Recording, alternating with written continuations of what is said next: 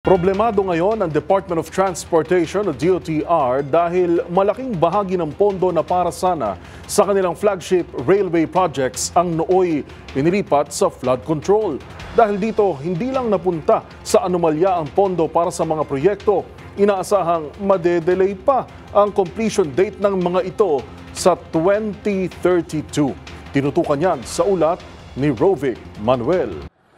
Kakulangan sa budget. Ito umano ang dahilan ng pagkaantala ng konstruksyon ng malalaking foreign assisted projects ng Department of Transportation o DOTR tulad ng Metro Manila Subway at ng North-South Commuter Railway o NSCR. Ilan ito sa mga flagship projects ng DOTR na naapektuhan ng pagbabawas ng pondo ng administrasyon para ilipat sa flood control projects na ngayon ay naisiwalat ang mga katiwalian. Sa panayam ng DZRH kay DOTR Secretary Giovanni Lopez, sinabi nitong kasalukuyan silang nakaasa sa unprogram appropriations kung saan matatagalan bago sila muling makapag-request ng budget para sana matapos ang naturang mga proyekto.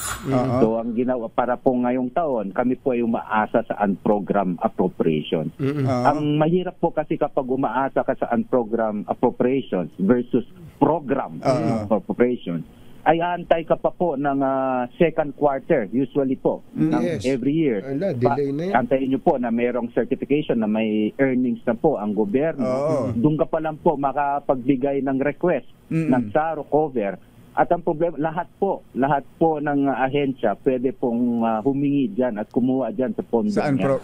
Ayon kay Lopez, 4 na taon na madedelay ang mga proyekto. Ang subway at ang NSCR na target sanang matapos sa 2028 ay pareho ng sa 2032 inaasahang mapakikinabangan ng publiko.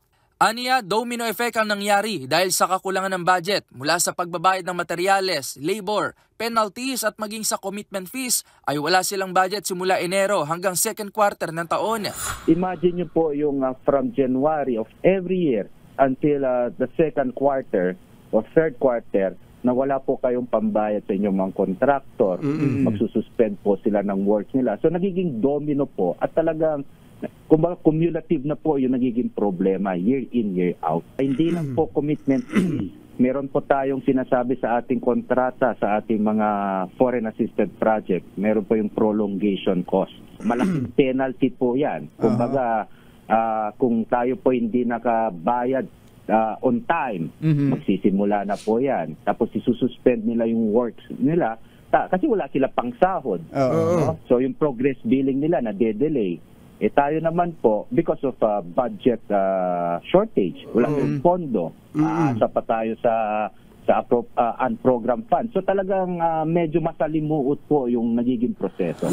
Tiniyak naman ito na ngayong budget hearing ay mapopondohan na ang naturang flagship project sa susunod na taon na pinondohan ng 122 billion pesos. At sinabi naman po ng ating lower house at saka nitong Senate, they have to respect and they will respect po yung amount ng ating program appropriations pagdating sa ating foreign assisted projects po. Samantala, ang Metro Rail Transit o MRT-7 naman ay target ang full operation ng 12 istasyon sa second quarter ng 2027, ngunit tiniyak na gagawa pa rin ang hakbang upang mas mapaaga ito na magamit ng mga Pilipino. Para sa MBC TV Network News, ito si Rovic Manuel ng DZRH TV, una sa Pilipinas, una sa Pilipino.